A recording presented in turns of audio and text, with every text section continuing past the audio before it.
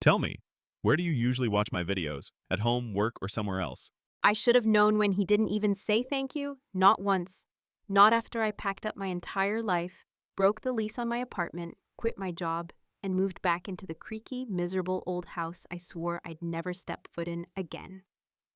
It wasn't like I expected applause or some emotional father-daughter hug moment you'd see in a Hallmark movie, but I thought maybe, just maybe, I'd get a nod, a grunt, some kind of bare minimum acknowledgement that I had dropped everything to be there for him. But no, he didn't even look up when I set my suitcase down in the front hallway.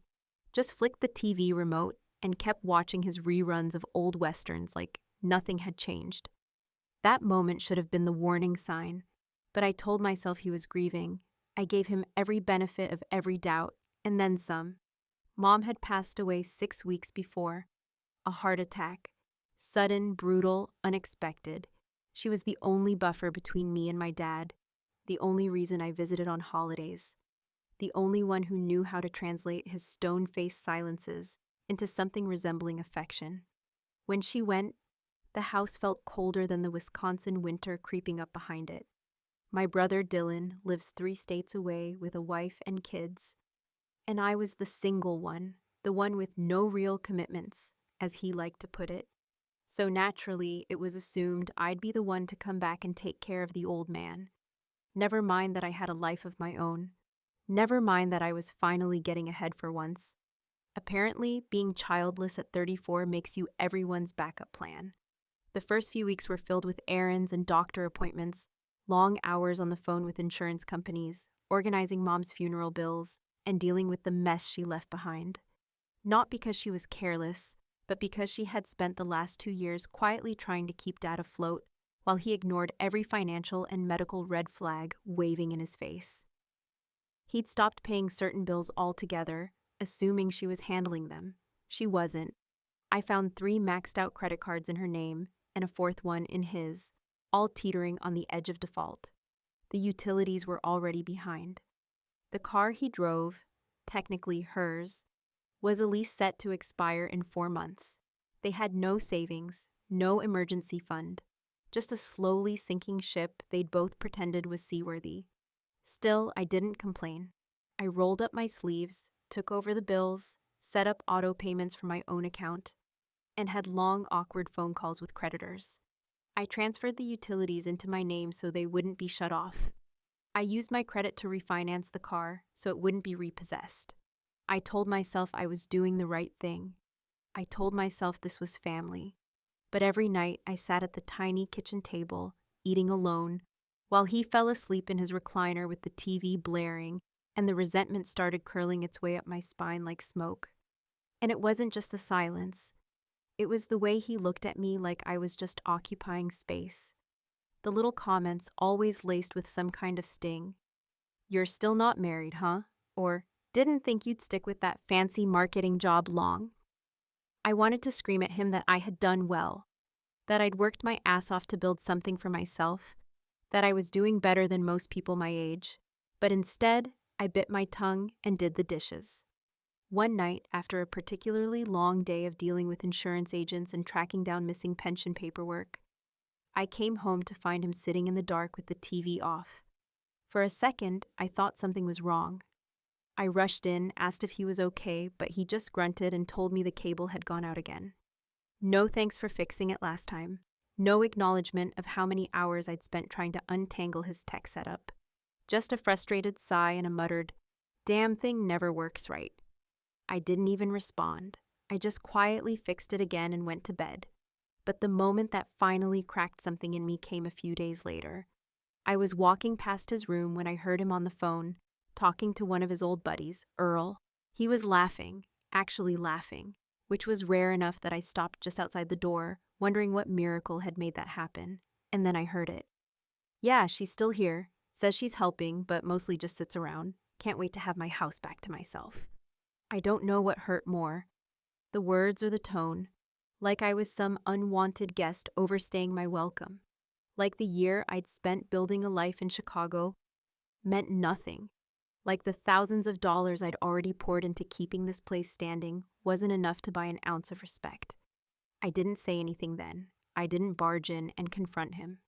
I just walked back to my room, shut the door, and stared at the ceiling until sunrise.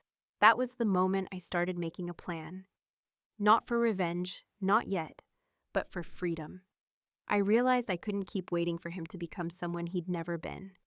I started quietly documenting everything: which accounts were under my name, which bills I'd paid, how much money I'd fronted. I stopped volunteering information. Let him think the lights stayed on by magic. Let him think the fridge filled itself. Let him believe he was still the man of the house. Because I was starting to see the truth. My dad didn't see me as his daughter anymore, if he ever really did. He saw me as a placeholder, a convenience, a way to keep the house running without lifting a finger. And once I became inconvenient, I had no doubt he'd show me the door. I just didn't expect it to happen the way it did. At dinner, so calmly, like he was discussing the weather. But that's for another night. You'll want to hear exactly how that went down. Trust me. He made meatloaf that night, which might sound like nothing to most people, but it was his signature dish. Or at least it had been back when Mom was around and still encouraged him to do anything that remotely resembled participating in domestic life. The funny thing was, it actually tasted good, like he'd put some effort into it, like he remembered her recipe and cared enough to try. That part disarmed me. For a moment, I thought maybe this dinner was his awkward, gruff way of showing appreciation, of trying to meet me halfway, without having to say anything mushy or direct. I'd convinced myself so deeply of this narrative that I even put on a little mascara before coming downstairs.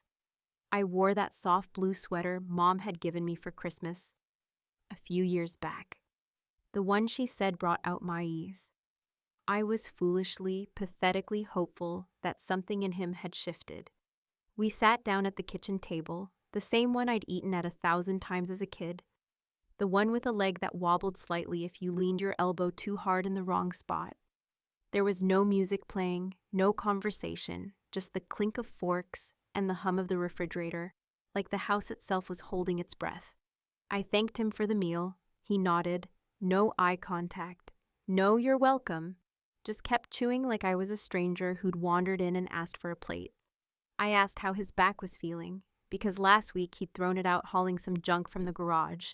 Junk I told him to leave alone, but he shrugged and mumbled something about it being fine before immediately asking if I'd remembered to mail in his property tax check. The one I wrote from my account with my money. I said I had. He didn't thank me. I tried to change the subject, maybe lighten the mood. So I told him a funny story from earlier that day about how I got stuck on hold with the bank for over 40 minutes, only to be disconnected the moment a human finally picked up. I thought maybe he'd laugh, or at least smirk, but instead he used the moment to launch into a rant about how people can't do their damn jobs anymore, and how, in his day, customer service meant something. I nodded, let it slide, told myself he was just bitter, just lonely, just mourning. And then, somewhere between the overcooked green beans and the awkward silence that followed his third refill of sweet tea, he looked at me, not warmly, not kindly, but flatly, and said the sentence that shattered everything. You can't stay here anymore. At first I thought he was joking, or maybe I misheard. I blinked, waited for the smirk that never came. I asked him what he meant, keeping my voice as calm as I could. He just repeated it, this time with a little more steel in his tone, like I'd overstayed my welcome in a guest house I never asked to be in. I want my space back. You need to figure out your own life. I felt the air leave my lungs, not in a dramatic movie scene way, but in a stunned, slow collapse sort of way, like I'd just been punched in the stomach, but hadn't registered the pain yet. I looked around the kitchen, at the cracked tile, the dented fridge, the old spice rack with Mom's faded labels still taped to each jar. This was my childhood home. I grew up at this table. I helped patch the roof after a storm in 10th grade. I drove him to his colonoscopy appointment 2 months ago and sat in that freezing waiting room for 4 hours. And he was acting like I was some house guest who refused to leave after Thanksgiving. I didn't yell. I didn't cry. I didn't throw my napkin down in some theatrical protest. Instead, I sat there for a few long, quiet seconds, chewing the last bite of meatloaf like it might be the final thing I'd ever eat in that house.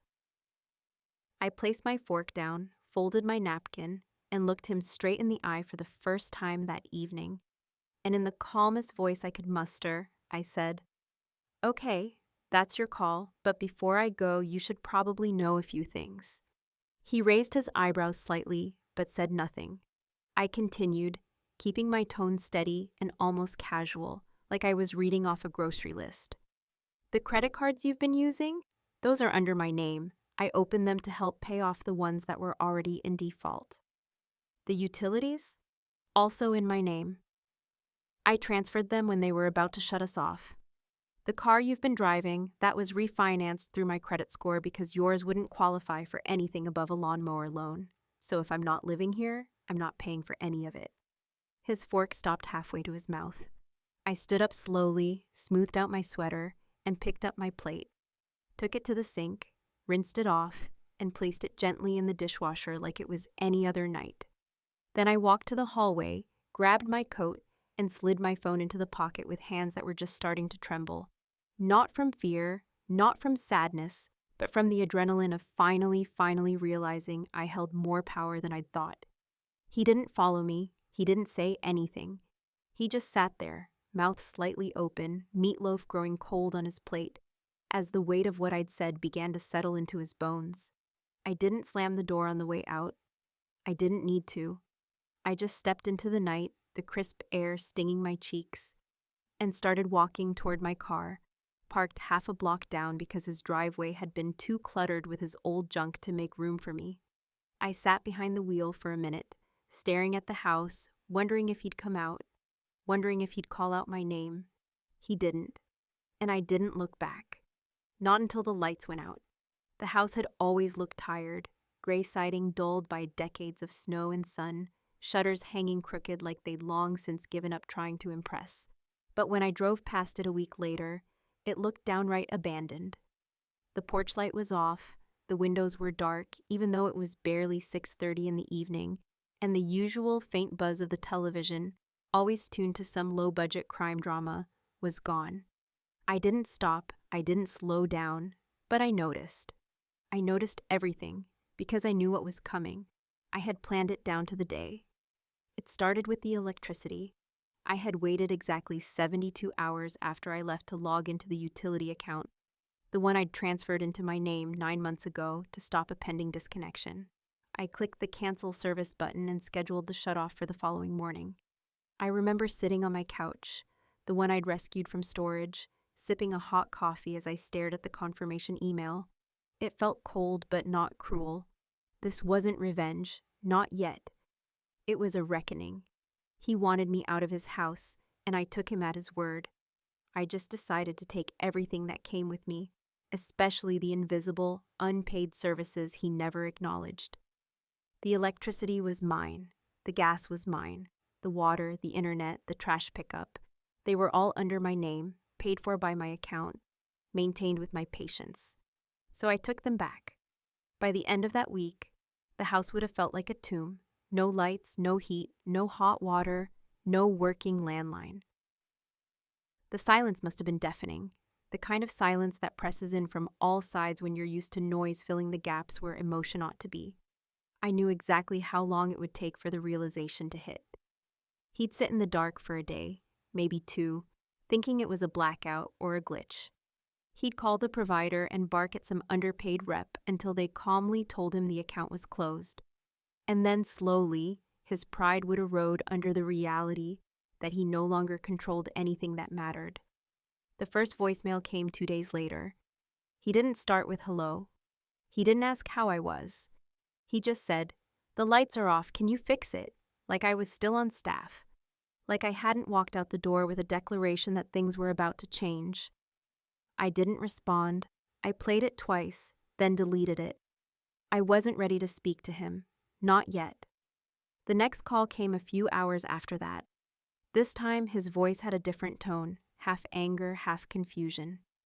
"I called the power company. They said the account's been closed. Did you cancel it?" That one I saved. Not because I needed proof, but because it was the first time he even hinted at understanding that I'd had any control in the first place. Up until that moment, I think he truly believed everything just ran itself, that the bills magically paid themselves, that the food replenished itself, that I was just helping around the house instead of holding the damn thing together. Over the next week, the messages kept coming. Short bursts of frustration dressed up as questions. Do you know the Wi-Fi password? The garbage truck didn't come today. Are you still paying for the car? Each one felt like a knock on a door he wasn't sure he was allowed to open. He never apologized. Not once. He just kept circling around the truth, like if he avoided it long enough, it might go away. Meanwhile, I was adjusting to life in my new apartment, small but clean, with warm lighting and quiet neighbors and a couch I could finally stretch out on without being told I was wasting daylight. I got a part-time remote job to make ends meet, something light enough to give me breathing room while I figured out my next step. I still checked in with Dylan once in a while, but I didn't tell him the whole story yet. I wasn't ready to deal with his judgment, or worse, his indifference. Then came the repossession notice.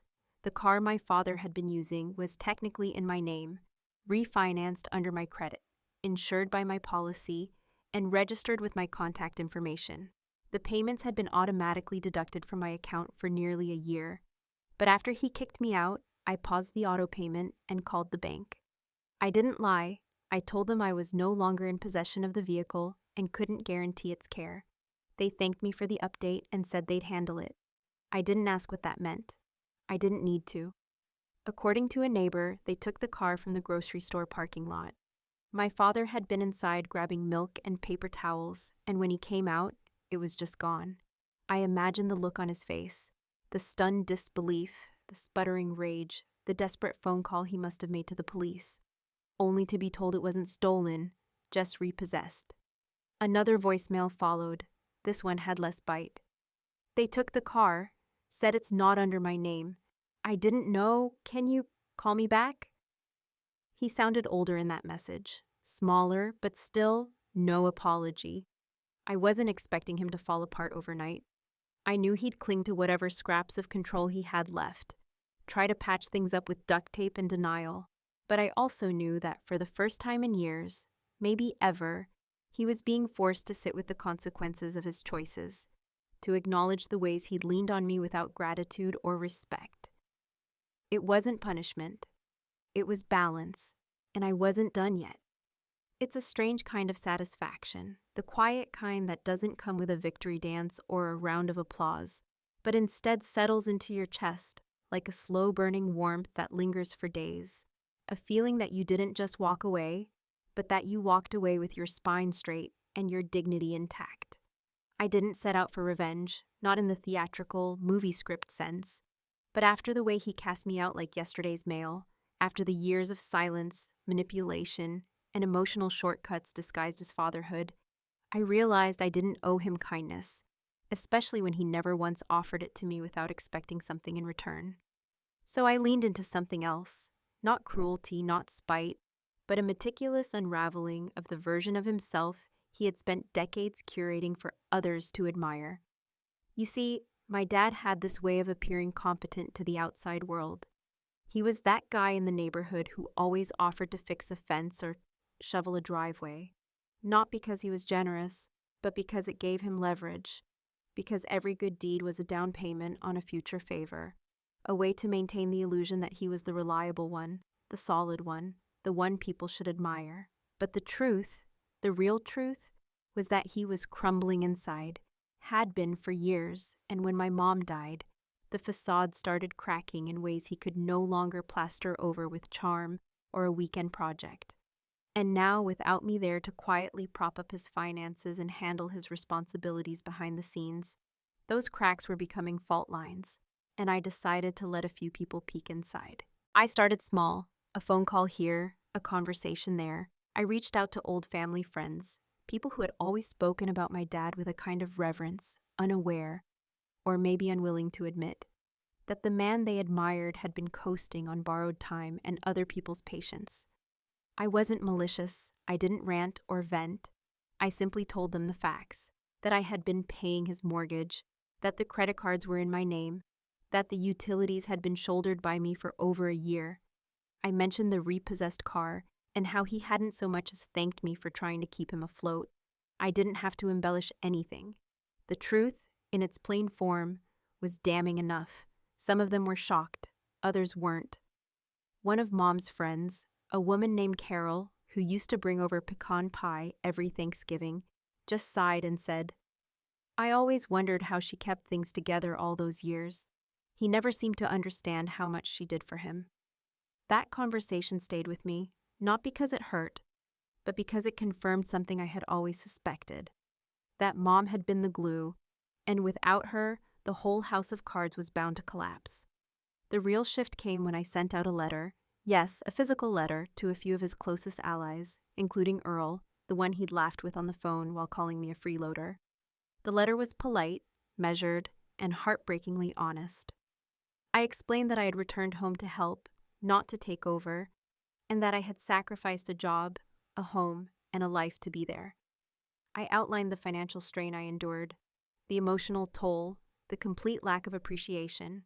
I didn't ask for anything. I just wanted them to know what had really happened, in case he came to them spinning a different version of the story. And slowly, quietly, the calls from him changed. They started with anger.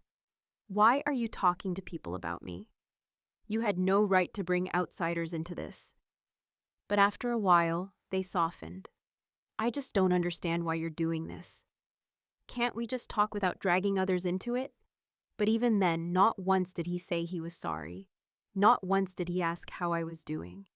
It was always about control, about image, about how my actions were inconveniencing him. Then I heard from Dylan. He called one afternoon, his voice low and cautious, as if testing the water before diving in. He said Dad had called him, told him I was making a scene, that I was spreading lies and destroying the family name. Dylan asked me what was going on, and for the first time in years, I didn't hold back. I told him everything, from the financial sacrifices to the dinner table betrayal. There was a long pause on the other end of the line, the kind that stretches so far you start to wonder if the call dropped. Then he said, "I wish you told me sooner." That was all, not an apology, not a pledge of support, but it was more than I'd expected. And in that moment, it felt like enough. A few days later, I got another call, but not from family and not from a friend. It was someone from my old job in Chicago. Apparently, my father had been trying to contact HR, claiming there was a discrepancy in some of my records and that he needed to clear something up. They flagged the request as suspicious and reached out to me directly. I was stunned.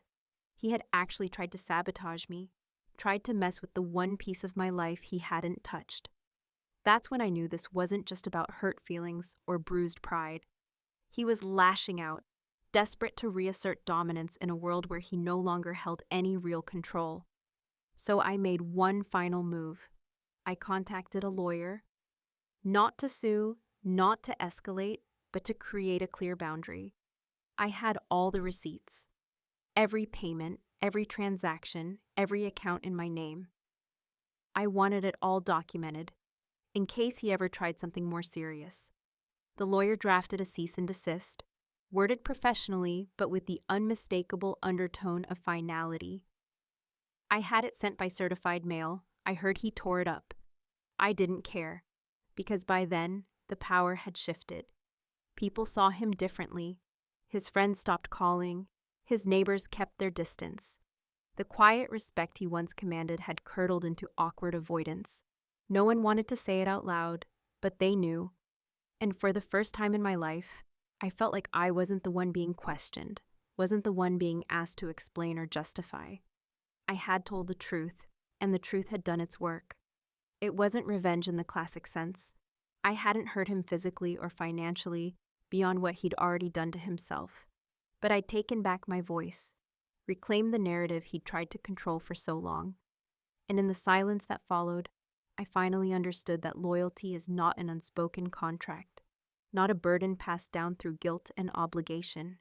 Loyalty, when it's real, is earned. And he'd run out of credit. It was a gray Thursday morning, the kind where the clouds hang just low enough to press against your shoulders like something heavy's about to happen. When I opened the door to find him standing in the hallway of my apartment building, looking like a man who had been unraveling by the day and had finally reached the last of his threads. He didn't knock right away. I'd only noticed him because I'd been walking back from the laundry room down the hall, holding a basket of warm clothes and humming to myself, trying to piece together what my new normal might look like now that the dust had started to settle and the echo of his voicemails had grown quieter with each passing week. He was hunched slightly, that stubborn slump of pride refusing to let him show weakness even though it was written all over him. His clothes hung a little looser. His hair was untrimmed in that careless way that said no one had reminded him to take care of himself in a while, and the bags under his eyes were darker than I remembered. He looked, in a word, tired. But more than that, he looked displaced, like someone who'd walked through a familiar neighborhood and suddenly realized none of the houses had his name on the mailbox anymore. I didn't speak first. I didn't even reach for the door. I just stared at him, one foot still planted in the hallway, waiting to see if he'd make the first move. It took him a full 10 seconds to say anything, and when he did, it wasn't an apology, wasn't a confession, wasn't even a greeting. It was a simple, hollow, "Can we talk?" I nodded once slowly and stepped back just enough to let him walk in if he wanted to. He hesitated, like crossing that threshold would cost him something he hadn't budgeted for.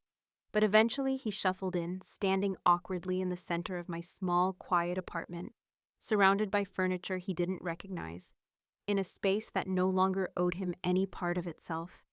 He didn't sit, he didn't take off his coat.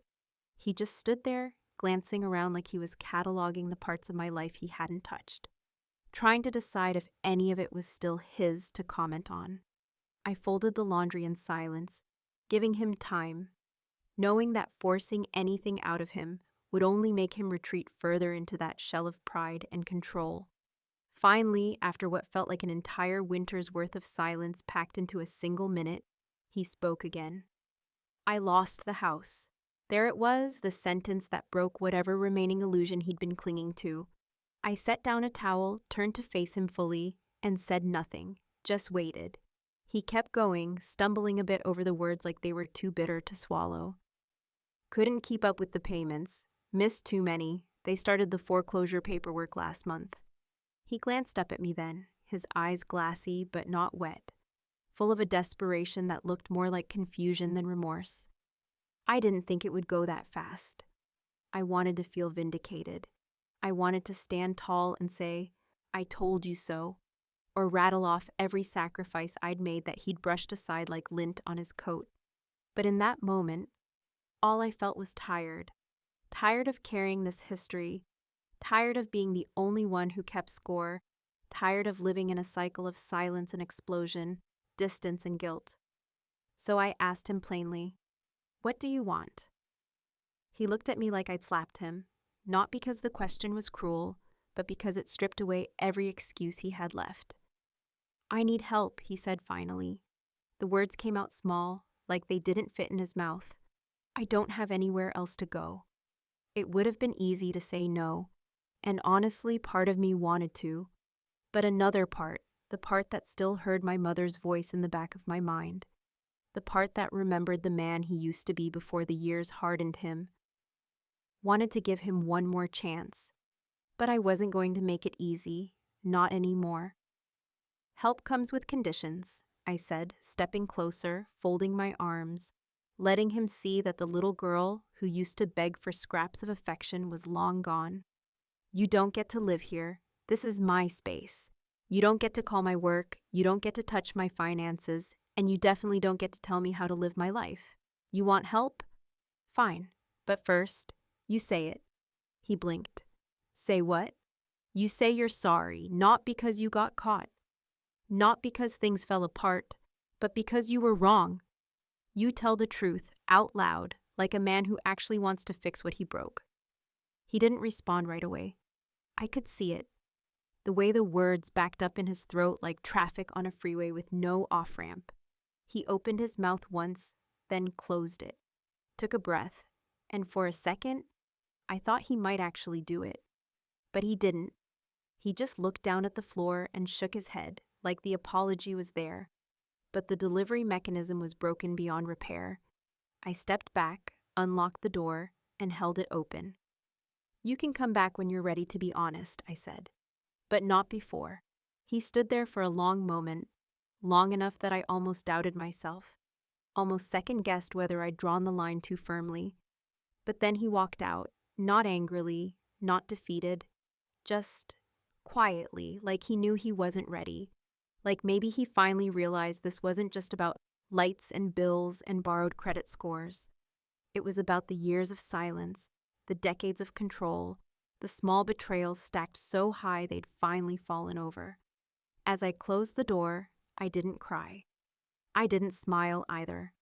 I just stood there, hand on the knob, listening to the click of his footsteps fading down the hallway. And for the first time in a very long time, I felt like I had a say in my own story. Maybe he'll come back. Maybe he won't. But now he knows the price of admission. And it's not money or favors or old family ties. It's truth.